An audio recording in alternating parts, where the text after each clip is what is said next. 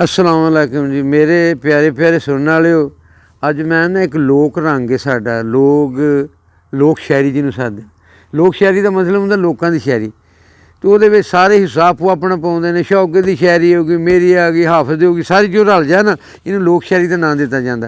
तो मैं भी अमीरपुर रहना तो मैं भी आख्या भी चलो इस लोक शायरी के असीं भी हिस्सा पा लीए। शौके दे टप्पे नहीं आउण दे टप्पे ਤੇ ਉਹ ਨਾ ਵਾਰਸ ਦੀ ਵੀ ਨਾਲੇ ਮਨਸ਼ਾ ਪੂਰੀ ਹੋ ਜਾਏਗੀ। ਅਸੀਂ ਅੱਜ ਤਰਨਮ ਨਾ ਨਹੀਂ ਪੜ੍ਹੀਆਂ, ਇਹ ਆਖਰ ਤੇ ਪੜ੍ਹ ਲੈਣੇ ਤਰਨਮ ਨਾਲ। ਅਮੀਪੁਰ ਬੰਗਲੇ ਦੀ ਹਰ ਚੀਜ਼ ਨਰਾਲੀ ਏ, ਜਿੰਦੇ ਵੱਲ ਨਜ਼ਰ ਪਵੇ ਉਹ ਵੇਖਣ ਵਾਲੀ ਏ। अमीपुर बंगले दे कोई वखरे नज़ारे ने, लोक मलूक जे सानू जान तो प्यारे ने। अमीपुर बंगले चों दो फुट दियां नारां ने, दोवां पासे नारां दे वेखो लगियां बहारां ने। अमीपुर बंगले चों बस निकली भवाने दी, अज बड़ी याद आई मैनू सजन पराने दी।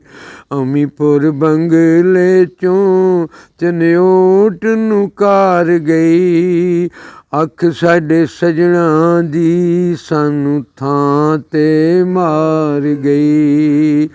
अमीपुर बंगले चों डोला फैसलाबाद आया, भावें उस नहीं तकिया सानू मुड़ भी स्वाद आया।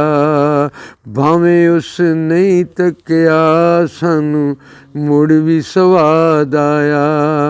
अमीपुर बंगले विच यारो लाल शाह वसदा ए। ए शौकत पता मैं क्यों पढ़िया? अगले दिन उन्हें क्रेन दे अगे डट गया जवान, उन्हें उत्तों नगा दो, मैं नहीं इतों पट्टन देनी जगह उन्हें कर दे। तो भी साडा शकीरे दे तो बड़ा सानू प्यार है। अमीपुर बंगले विच यारो लाल शाह वसदा ए, विचों भावें रोंदा ए उत्तों हर वेले हसदा ए। विचों भावें जिन्नियां भी बीमारियां ने ना उत्तों शाह नूं परवाह ही कोई नहीं। अमीपुर बंगले विच यारो लाल शाह वसदा ए, विचों भावें रोंदा ए उत्तों हर वेले हसदा ए।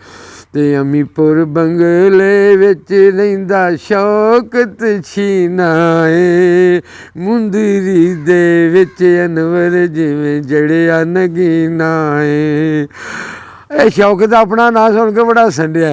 अमीपुर बंगले विच रहिंदा शौकत छीना ए, मुंदरी दे विच अनवर जिवें जड़िया नगीना ए।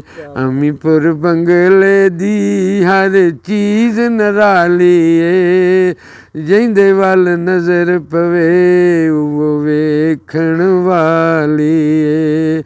जिंदे वल नज़र पवे वो वेखण वाली ए। खुदा हाफ़िज़।